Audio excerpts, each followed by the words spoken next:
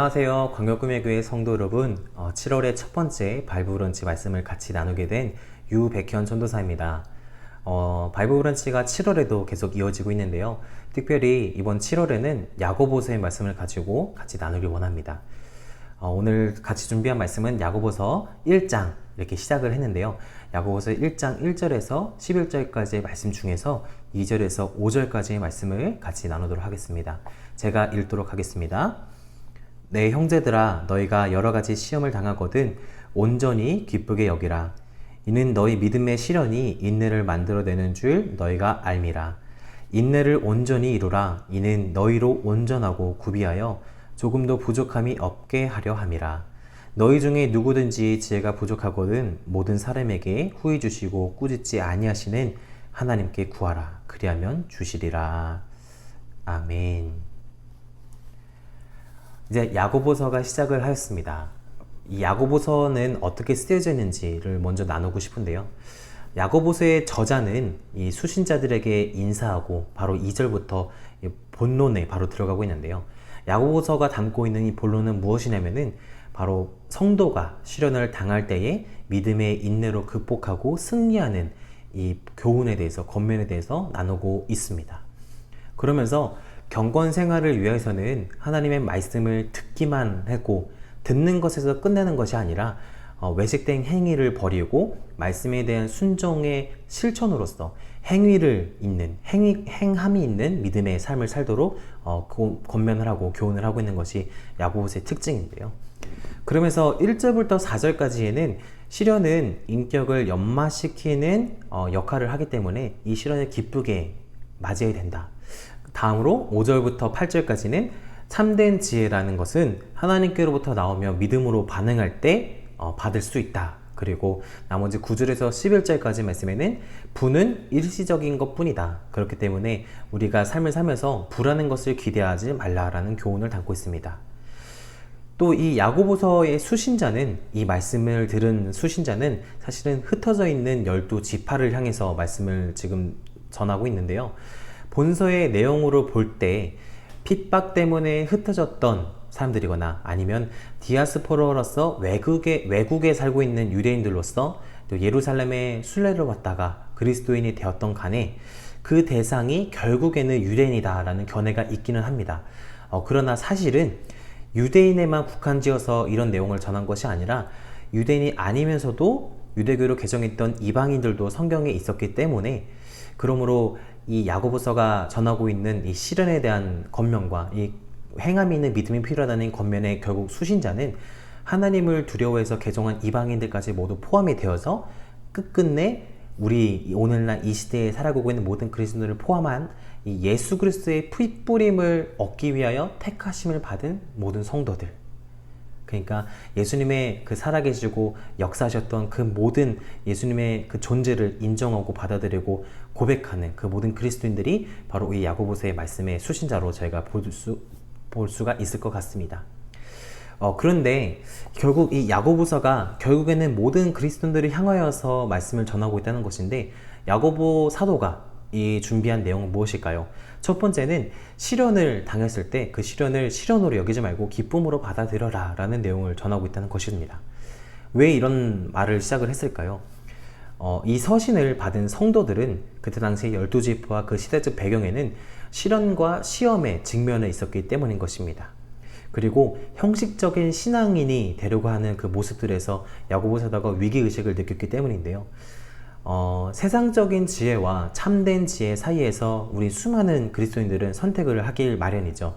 돈과 명예, 권력과 시간 사용, 또 교회와 사회에서의 언어 생활, 또 혹은 서로 돌봄의 문제, 우리가 삶을 살아가면서 우리 의식주를 위해서 또 나의 어떤 편함을 위해서 늘 선택하고 고민하는 시간들을 가지고 있는 것인데, 이것들이 사실 오늘날 뿐만 아니라 그때 당시에도 여전히 있었던 문제였기 때문인 것 같습니다. 우리가 어디서 시련을 얻고 어디서 고난을 받고 어디서 박해를 얻을까요? 그것은 우리가 그리스도인으로서 삶을 선택하는 그 순간 자체가 바로 그 시작인 것 같습니다. 그리스도인이라는 모습으로, 그리스도인이라는 그 고백으로 삶을 시작하는가 동시에 우리가 포기해야 되고 놓칠 수밖에 없게 되고, 남들은 이쪽으로 갈 때 우리는 반대쪽으로 갈 수밖에 없는 그런 수많은 선택들이 있는데요.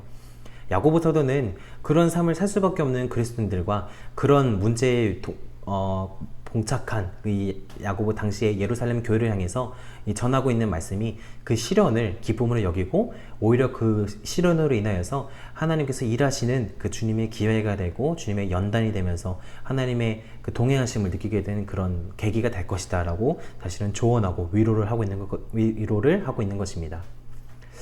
그러면서 이렇게 한 문장이 이제 좀 정리를 할 수가 있는 것 같은데요. 시험은 나를 새로이 창조하시는 주님의 연장이 되게 해라. 시험이라는 것을 고지고대로 시험이다, 나를 힘들게 하는 순간이다 라고 여기는 것이 아니라 시험으로 통하여서 나를 새롭게 창조하시는 하나님의 그 도구와 일하심과 연장이 되게 하라 라고 오늘 이제 매일성경에서는 이렇게 한 문장으로 정리를 하고 있습니다. 우리 그리스도인들을 또 혹은 수많은 사람들의 인생을 책으로 비유하는 이런 예화들이 참 많이 있는 것 같습니다. 인생을 책이라는 어떤 그런 형태로서 표현을 하는 예화들이 있다는 것인데 주로 이렇게 표현을 하고 있죠. 내가 지금 봉착하고 있는 내 인생을 살아가고 있는 이 시간 타이밍은 어느 책의 한 부분에 기록이 되어 있고 기록이 되어가고 있는 그런 형태인데, 사실 수많은 세상의 사람들은 이 책의 끝남이, 이 책의 끝이, 내 인생의 엔딩이 만약 슬픔과 안타까움으로 끝난다면 얼마나 슬픈 인생일까라고 이렇게 염려하면서 걱정하면서 삶을 살고 있지만, 우리 그리스도인들은 그 책의 끝이 아니다라는 것을 알고 있어야 하고 알고 있어야 되고 알고 있지 않은가라는 이제 비유이지요. 어떤 내용이냐면은 우리가 알고 있고 우리가 선택하고 우리가 생각하고 있는 그 끝은, 그 책의 기록의 끝은 우리가 박해받고 고난에 빠져있고 선택에서 힘들게 여기다가 정말 삶을 끝끝내 이제 막 살아내려고 막 노력을 하고 고생을 하면서 살아내가다가 결국에는 뭐 집의 평수를 늘리는 어떤 부적인 것으로 안위를 얻거나 아니면은 어떤 사람과의 관계 속에서 그 안위를, 행복을 얻으려고 하다가 결국에는 인생의 끝에 죽음에 다다르게 된다는 것인데, 우리 그리스도인들은 그 끝의 후가 죽음에서 끝나는 것이 아니라 하나님께서 허락하신 그 천국 소망과 결국 하나님께서 죽음으로부터 승리하셨다는 그 승리, 부활 신앙을 우리에게 허락하시지 않느냐라는 것이죠. 그래서 이 책의 끝이 죽음으로 끝나는 것이 아니라 새롭게 허락된 하나님의 그 천국과 하나님과 함께하는 그 예배밖에 없는, 슬픔과 위로는, 슬픔이 없는 기쁨밖에 없는 그 하나님과의 곁에 살 수 있는 그 그리스도의 천국 백성으로서의 삶, 그것들을 우리가 알고 있고 우리가 믿으면서 나가고 있지 않냐라는 것이죠. 이 말을 가지고 우리가 야고보서에서 이 시련을 기쁘게 여겨라 라는 말씀을 접목을 시켜보자면은 결국엔 이렇게 되는 것 같습니다. 우리가 삶을 살면서 너무나도 어려운 순간들이 있고 정말 버티기 힘든 때가 많이 있죠. 그러나 그 고난과 시련은 지금 나에게만 해당된 것이 아니라 이전에도 있을 것이고 이전에 또 있던 것이고 앞으로도 일어날 인생살이라는 것인데, 우리가 그 인생살이를 살 때마다 힘들다, 포기하고 싶다, 정말 그만두고 싶다, 이런 부정적인 생각에서 우리가 빠져 사는 것이 아니라 하나님께서 오늘도 나에게 일하시기 위해서, 하나님께서 이번에도 나를 도우시기 위해서 나에게 이런 기회를 주셨구나 라고 다시 한번 생각을 해보면 어떻겠느냐, 이렇게 교훈을 가져보면 좋을 것 같다는 것입니다. 그리스도인은 이 끝이 아니라는 것을 전부 다 알고 계실 것입니다. 그리고 그리스도인은 그리스도라는 삶을 살기 때문에 우리 마음 가운데 시련과 그 안타까움의 어떤 연속들, 그런 것들이 있다는 것도 저희가 잘 알고 있지요. 하지만 우리가 이것들을 견뎌낼 수 있는 이유는 우리가 이것을, 우리 그리스도인의 가진 이 천국 소망이 내 입술에서만, 어느 책에서만, 어느 누구 목사님이 말씀하는 그 예배 시간에만 국한된 것이 아니라 내 삶 전체 곳곳에서 일어나고 있는 실질적인 은혜이고 실질적인 믿음이기 때문에 우리가 그것을 가지고 행함이 일어날 수 있는 줄 믿습니다.